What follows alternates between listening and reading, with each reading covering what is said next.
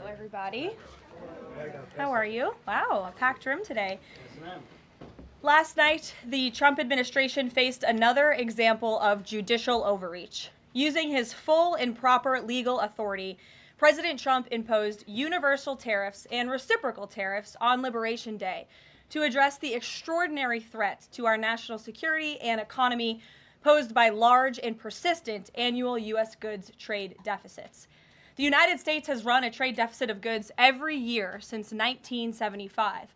In 2024, our trade deficit in goods exceeded $1 trillion. Everybody agrees this is unacceptable. President Trump is delivering on his promise to fix this problem, and he has taken a long overdue and much needed bold stance for American workers after decades of our manufacturing base being hollowed out. The president's rationale for imposing these powerful tariffs was legally sound and grounded in common sense. President Trump correctly believes that America cannot function safely long-term if we are unable to scale advanced domestic manufacturing capacity, have our own secure critical supply chains, and our defense industrial base is dependent on foreign adversaries. Three judges of the U.S. Court of International Trade disagreed and brazenly abused their judicial power to usurp the authority of President Trump to stop him from carrying out the mandate that the American people gave him. These judges failed to acknowledge that the President of the United States has core foreign affairs powers and authority given to him by Congress to protect the United States economy and national security. Congress had created the National Emergency Act to provide the congressional framework to strike down improper IEEPA use, and any questions over whether President Trump improperly imposed these IEEPA tariffs were already adjudicated in Congress following Liberation Day. Congress firmly rejected an effort led by Senator Rand Paul and Democrats to terminate the president's reciprocal tariffs. The courts should have no role here. There is a troubling and dangerous trend of unelected judges inserting themselves into the presidential decision-making process. America cannot function if President Trump, or any other president for that matter, has their sensitive diplomatic or trade negotiations railroaded by activist judges.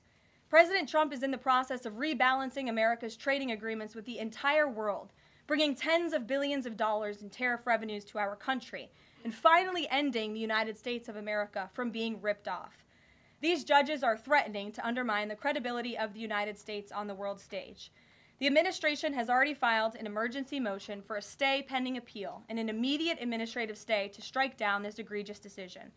But ultimately, the Supreme Court must put an end to this for the sake of our Constitution and our country. With Congress returning next week, it's critical that Senate Republicans maintain the momentum and quickly pass the One Big Beautiful Bill. The One Big Beautiful Bill will truly make America safe and prosperous. The One Big Beautiful Bill includes the largest border security investment ever. That's why the law enforcement groups are lining up to encourage its swift passage. The National Fraternal Order of Police, the largest police union in the country, just endorsed key provisions of the bill. The FOP president announced their strong support, saying the One Big Beautiful Bill Act is more than legislation. It is a promise kept to the public safety officers across the country and a bold step toward an economy that respects, rewards, and uplifts the people who keep it safe.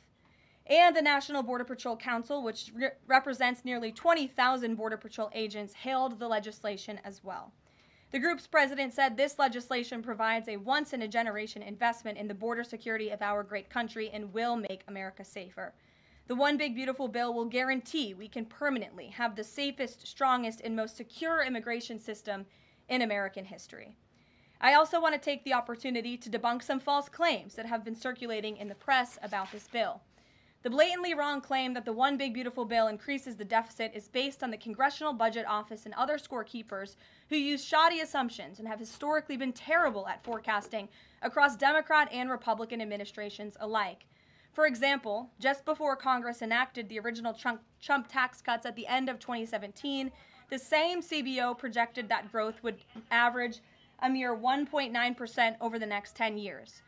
However, by 2019, actual growth had surged to 3.4% once the Trump tax cuts went into effect, exceeding the CBO forecast by nearly 2 full percentage points. The CBO's latest forecast makes the same anemic growth assumptions as they did in 2017, missing the impact of the One Big Beautiful Bill. The CBO assumes long-term GDP growth of an anemic 1.8%, and that is absurd. The American economy is going to boom like never before after the One Big Beautiful Bill is passed. The largest middle-class tax cut in history, massive deregulation, and the most aggressive domestic energy exploration ever will fuel small businesses, further boost private investment, increase workers' wages, and supercharge economic growth. The Council of Economic Advisors has factored in the effects of all these pro-growth policies and estimated in their own analysis that growth will average 3% in the long run after the One Big Beautiful Bill is passed, which is nearly double the ridiculous CBO projection. This higher growth would result in $4.1 trillion in additional revenue over the next 10 years. Between the common sense spending reforms contained in the One Big Beautiful Bill and the robust economic growth that will be generated as a result of it, there will be no increase to the deficit. The same analysis from the CEA shows just how this historic package will unleash prosperity and ignite a blue-collar boom across America. But if the radical Democrats get their way and the One Big Beautiful Bill does not pass, Americans will face a whopping $4 trillion tax hike. This is unacceptable to President Trump. President Trump will not allow Democrats to massively raise Americans' taxes. Senate Republicans must get this bill passed. The failure is not an option. The American people are counting on Republicans to deliver. In other news, despite all the doom casting from the media, Americans are growing more and more optimistic about the economy under this president. Consumer confidence surged in May with the biggest monthly jump in 4 years, smashing expectations. According to the release from the Consumer Confidence Index, the increase in confidence was broad-based across all age groups, income groups, and political affiliations. Our country is clearly heading in the right direction under President Trump's bold leadership. For the first time in history of Rasmussen polling, a majority of Americans believe the country is on the right track. It's unsurprising because the president is fulfilling the promises he made to the American people. Here in our new media seat today, we have the editor-in-chief of The Federalist, Molly Hemingway. The Federalist is led by Molly and Sean Davis and provides fearless journalism and coverage of politics and culture to millions of readers all over the world. Thank you for being here, Molly, and why don't you please kick us off? Thank you, Caroline. Thank you. In the first Trump administration, there was an effort to stymie the agenda of Trump through the Russia collusion hoax perpetuated by many people in the media, including some people seated here, or the media outlets they represent, and other Democrats as well. The second Trump administration, to reference what you said at the beginning, seems to be subject to an effort to stymie the agenda using rogue lower court judges. You mentioned that the Supreme Court could and should do something to rein in these lower court judges. Also, Congress could do something about it, but they don't seem terribly interested in it.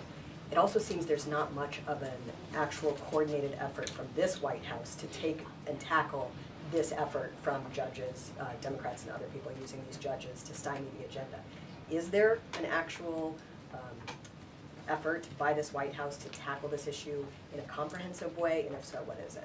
There is an effort by this administration to tackle these rogue judges and the injunctions and the blockades that we have faced in our broken judicial system in every case. I mean, we have seen time and time again these lower district court judges ruling against this administration in the president's basic executive authority and powers, and this administration is fighting every single one of those battles in court, including already the block that came down from the tariff court, the IEPA court last night. And as on my way out here to the briefing room, I understand that there was another district court judge right here in Washington, D.C. who ruled against the president's tariff power.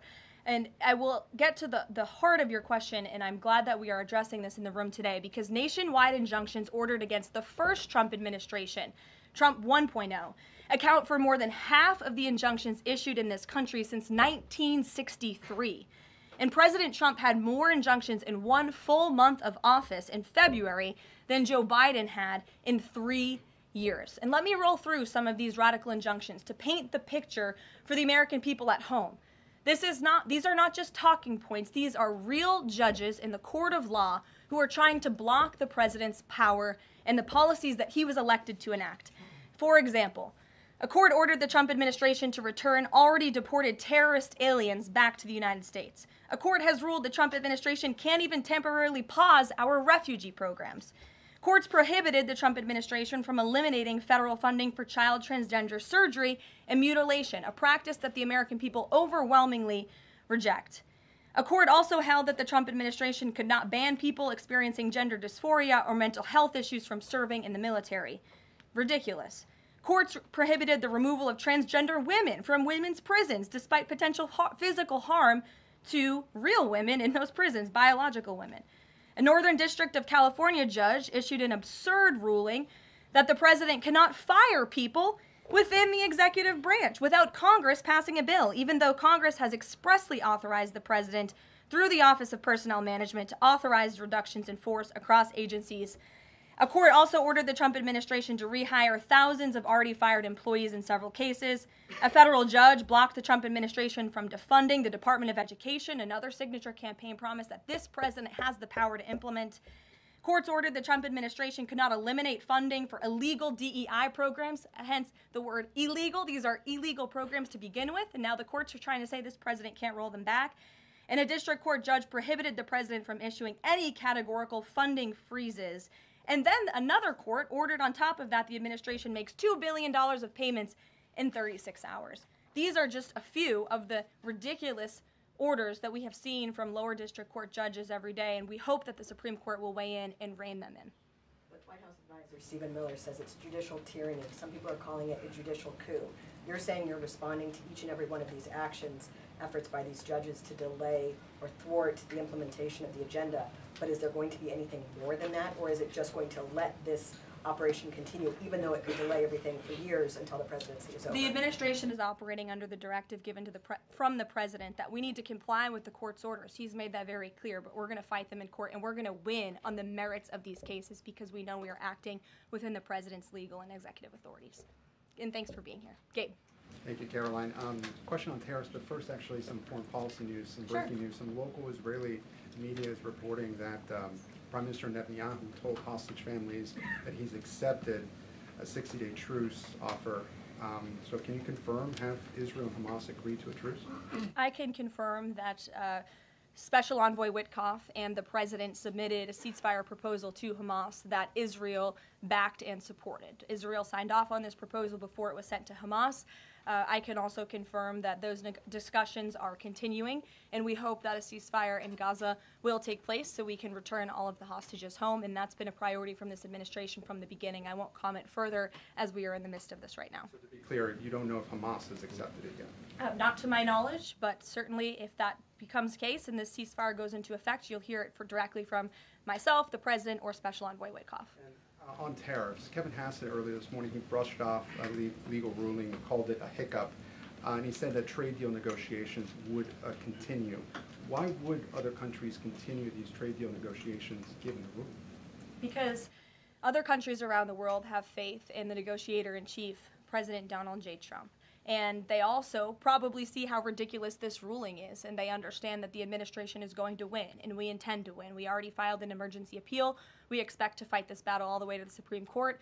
These other countries should also know, and they do know, that the president reserves other tariff authorities, Section 232, for example, to ensure that America's interests are being restored around the world. But I can confirm that our ambassador for trade, Jamison Greer, already heard from countries around the world this morning who said they intend to continue with these negotiations. Peter. Thank you, Karoline. So many of the president's plans right now are being blocked by courts. If the courts are going to be the ones who are shaping policy, does the president wish he would have just become a judge instead? I think the president would take this job over being a judge, and certainly the president is acting within his authority. He wishes judges would do the same. But so the courts are basically telling you guys they think that the White House's policies, the president's policies, are in some way against the law. So why can't President Trump ask the Republicans that control the House and the Republicans that control the Senate just to make a new law? Well, these laws have already been granted to the president by the Constitution and by laws that have been previously passed. I'll give you another example. For instance, we've been blocked in court for the revocation of visas from individuals who have the privilege of studying in the United States of America.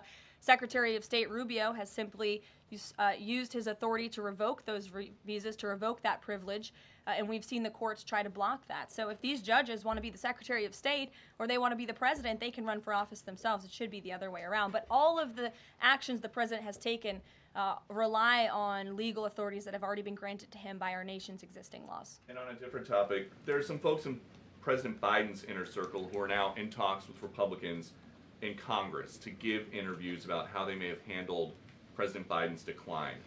Is the president satisfied with aides only sitting for these transcribed interviews, or would he also like to see some kind of testimony from the former First Lady, Dr. Biden? I think, frankly, the former First Lady should certainly speak up about what she saw in regards to her husband and when she saw it and what she knew. Because I think anybody looking, again, at the videos and photo evidence of Joe Biden with your own eyes and a little bit of common sense can see this was a clear cover-up. And Jill Biden was certainly complicit in that cover-up. There's documentation, video evidence of her clearly shielding her husband away from the cameras. They were just on The View last week. She was saying everything is fine. She's still lying to the American people. She still thinks the American public are so stupid that they're going to believe her lies. And frankly, it's insulting, and she needs to answer for it. Ouija. Thank you, Caroline. President Trump was asked what he thought about Elon Musk's claim that the big, beautiful bill increases the budget deficit and undermines the work of DOJ. And the president didn't actually comment on those remarks. He just talked about the need to support the bill. So what does the president think about what Elon Musk said? Well, the president is very proud of the one big beautiful bill, and he wants to see it pass. He wants the Senate to get to work on it and send it to his desk as quickly as possible. Of course, as you know, Elon Musk announced last night his departure as an official special government employee from the Trump administration. We thank him for his service. We thank him for getting DOJ off of the ground, and the efforts to cut waste, fraud, and abuse will continue. So he doesn't have any comment about Musk saying it adds to the deficit and it undermines all his work? The president commented on this. I commented on it. I told you that this bill saves $1.6 trillion according to the Council of Economic Advisors and the analyses that the president believes in. So he gave a comment. I gave a comment. Just because you don't like that comment doesn't mean it's not a comment. Rachel. Thanks, Caroline. Back on trade, I know you said the White House is going to fight this ruling in court. Is the administration actively reviewing other avenues, other options to carry out the president's trade policy? The president's trade policy will continue. We will comply with the court orders, but yes, the president has other legal authorities where he can implement tariffs. However, it does not dispute the fact that the president was right to declare a national emergency when it came to fentanyl and when it came to our crippling deficits and the lack of critical supply chains here at home. That is the reasoning for the president's tariffs. And the court didn't dispute those facts, by the way. And there have been other courts that have reaffirmed the president's position. In fact, a ruling in federal court earlier this month shows that the administration is in the right, said we will win on appeal. A federal district judge in Florida ruled that IEEPA, in fact, does grant the president the authority to unilaterally impose tariffs. And 20 years ago, I will add, they are not a court, the New York Times editorial board responded to the January 2005 trade deficit of $58.3 billion by writing an editorial entitled Dangerous Deficits. And since then, our trade deficit has more than doubled. The U.S. trade deficit in January totaled a whopping $131.4 billion. So people on both sides of the aisle, pundits, lawyers, legal scholars, politicians have all agreed that it is a national emergency, our trade deficits and our lack of critical supply chains here at home. It's just President Trump was the first president to actually act on it, to restore that wealth and that prosperity to the United States of America. And it's very unfortunate that the courts are now blocking his attempts to do that. Has the administration then reached the point where you are actually asking your economic advisors to start reviewing other avenues to implement the president's trade policy, or do you want to just see this legal process take place for now? We can walk and chew gum at the same time. We are doing both. Josh. The Fed says the president met with the Fed chair earlier today. I'm wondering if you can give us any readout of that meeting. The Fed also says that they discussed the economy.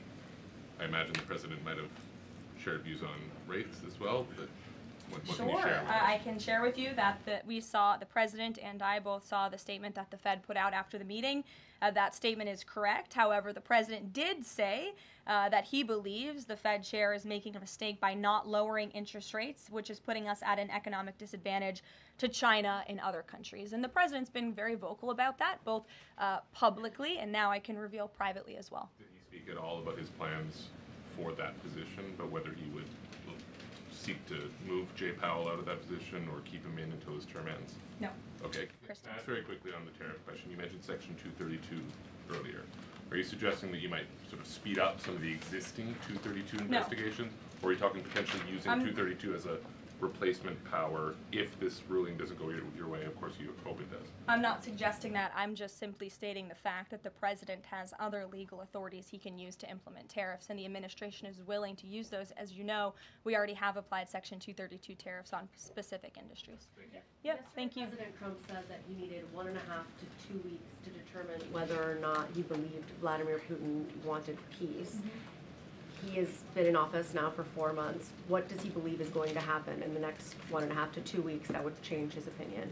Well, it is my understanding and it is our hope that Russia and Ukraine will engage in direct talks and negotiations next week in Istanbul, and we believe that meeting is going to take place, and that is a meeting the president encouraged and urged for these two sides to come together and negotiate directly. And the president has been clear from the very beginning of this conflict that he wants to see this conflict solved on the negotiating table, not on the battlefield, and he's told that to both leaders, again, both publicly and privately. So hopefully next week it will move the ball forward in this. Is the United States going to participate in those conversations? We will let you know if the president plans to send a representative. I'm not tracking that at this time. Kelly in the back. Thanks, Caroline. Sure. I wanted to just clarify once and for all the Qatari jet, the sale, or the gift, because the Qatari government is asking the U.S. to clarify that the jet's pending transfer was initiated by the Trump administration. So is this something that the White House is going to do? The amount of questions we've received, and we've been incredibly clear, and I have answered this, the president has answered this, the Department of Defense has answered this. This is a government-to-government gift transfer from the Qataris to the Department of Defense, to the United States Air Force. It is now in their hands, and for further details on where that stands, I would defer you to the Department of Defense and the United States Air Force. I have nothing more for you on that. Deanna. Thanks, Caroline. 2 questions, one on Big Beautiful Bill, one on immigration. Sure. Yesterday, Trump said, we will be negotiating that bill, and I'm not happy about certain aspects of it, but I'm thrilled by other aspects of it. Wondering if you could, share any specifics on that. And in immigration, do you know how many illegal migrants have taken Trump's voucher program so far and have deported themselves? I believe it's in the thousands of those who have chosen the easier route of self-deportation, and we certainly encourage all illegal aliens who are present within our homeland to take that option. It's a much more pleasant option than being deported, and we will deport you if you're here illegally. That's our intention. As for the first question, what the president was speaking about is how this is a great bill. However, it has come as a result of a hard negotiation. It's difficult to get things done on Capitol Hill, but thanks to President Trump, this bill is moving in the right direction. And thanks to House Republicans and the leadership over there as well, who did a great job mediating both sides of the caucus to move this bill to the Senate. And now the president, again, has told his friends on the Senate side and is already engaged in those conversations to get that bill back to his desk as soon as possible. Sure. Has this administration been briefed about the incident that happened in Gaza on Tuesday during the rollout of the Gaza Humanitarian Foundation distribution of aid to Palestinians there? And should there be a ceasefire, will this administration continue to rely on this foundation for the distribution of aid to civilians? Are you referring, what incident are you referring to? Tuesday, when the aid was rolled out to Gaza for the first time in many months, and meals and food was given to hungry people thanks to President Trump. Yes, we were briefed on that plan. The president was the reason that aid went into Gaza, and he got the Israelis to support that plan. And I would add that the previous administration rejected such a plan to ensure that these starving and devastated people in the Gaza Strip were given humanitarian aid and assistance. And it was the previous administration that tried to build this pier, if you all remember it. It was brought to my attention this morning, and I thought that's a good point. Why don't I bring that up? Because there's been so much criticism. In fact, it was on the front page of a newspaper this morning about the criticism for this president having a humanitarian heart and giving people badly needed food and supplies. Nobody wanted to talk about how the previous administration failed in that endeavor. They built this pier that cost $230 million. It lasted about 20 days, and more than 60 U.S. service members were injured,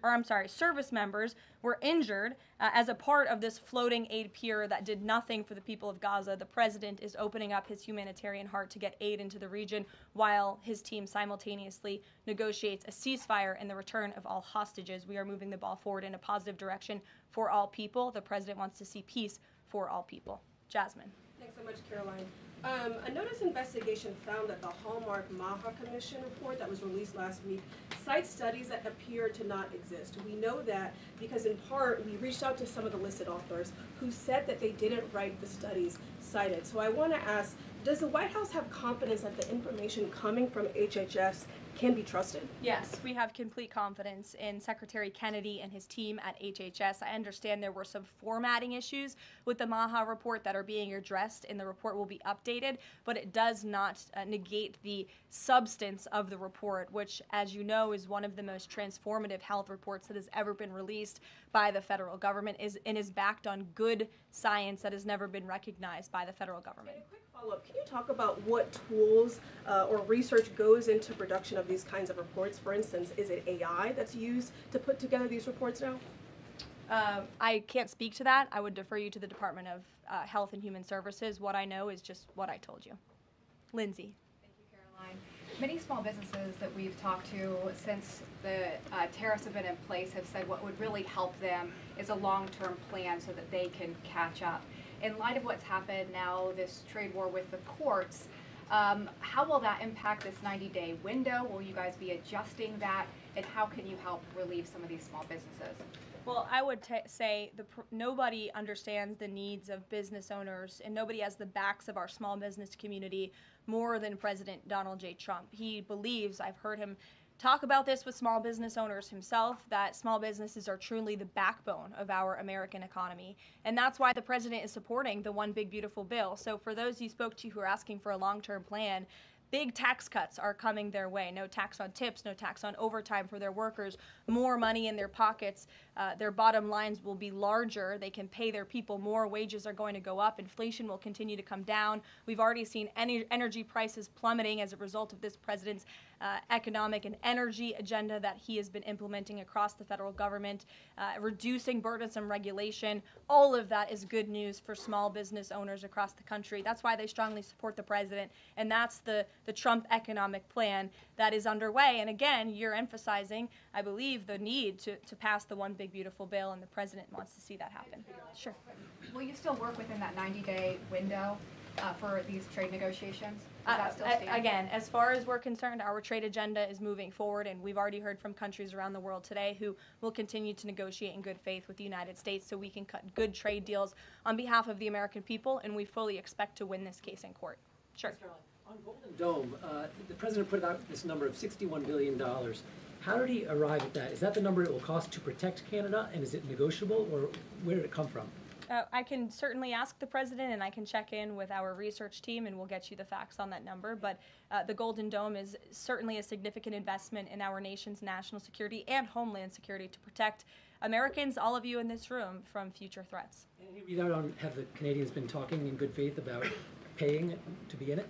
I know they've expressed some interest. Well, the president has certainly expressed to the Canadians how we are essentially subsidizing their national defense. He brought it up in his meeting with their new leader here, and as you know, we'll be traveling to Canada next month for the G7, so I expect that topic of discussion to come up on that trip as well. Sure. Hi, thanks, Caroline. There was a May Day USA rally in Seattle that happened over the weekend that devolved into some protests and riots. The Seattle Mayor Harrell said that it was a far-right rally held here to provoke a reaction by promoting beliefs that are inherently opposed to our city's values, which he defined as LGBT values. I know the FBI is looking into this, but has the president reached out to the mayor at all, asked him to apologize for this, and is this something that the administration would consider an example of anti-Christian bias? I'm not aware of that case. I know the FBI is looking into it, but I'm not aware of any phone calls the president may or may not have made to the mayor of that city. And then on Doge, we know that Elon Musk is leaving. Do you have an updated leadership structure for who is leading the group? Is Russ Vought involved? And what is its new mission now, if any?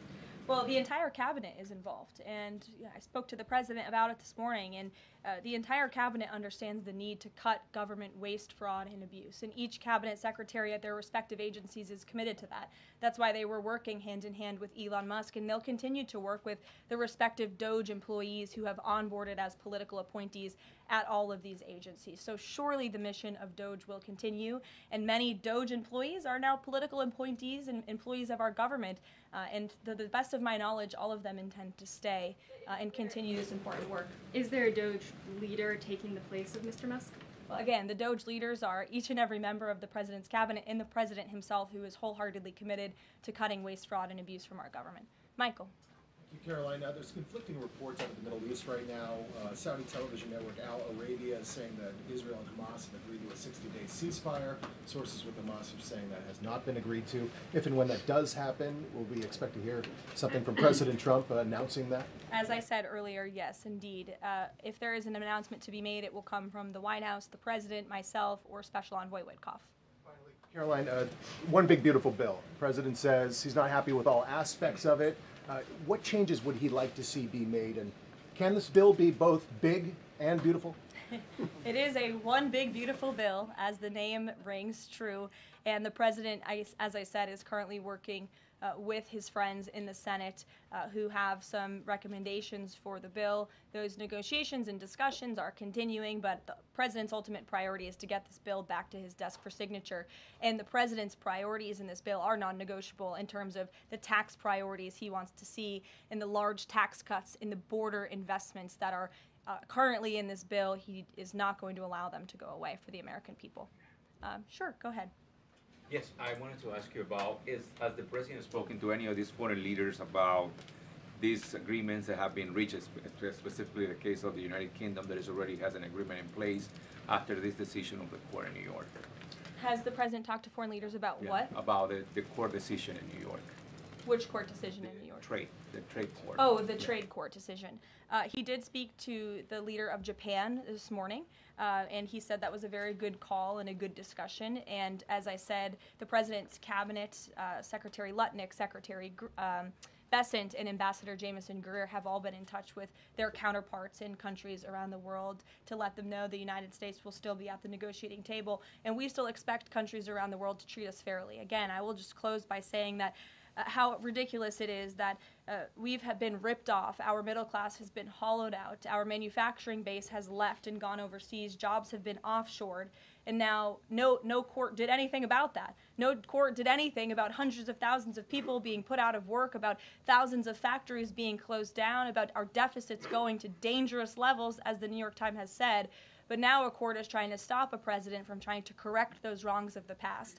And this administration will continue to do that. It's a promise the president made to the American people, and it's a promise they elected him on. We will win this battle in court, and the president will implement his America First trade policies. Thank you, everyone. The U.S. Steel situation tomorrow at the speech? I can tell you the president greatly looks forward to going to Pittsburgh, Pennsylvania, where he will discuss this historic deal and discuss American jobs and American steel, and we hope to see you all there. Thanks, guys.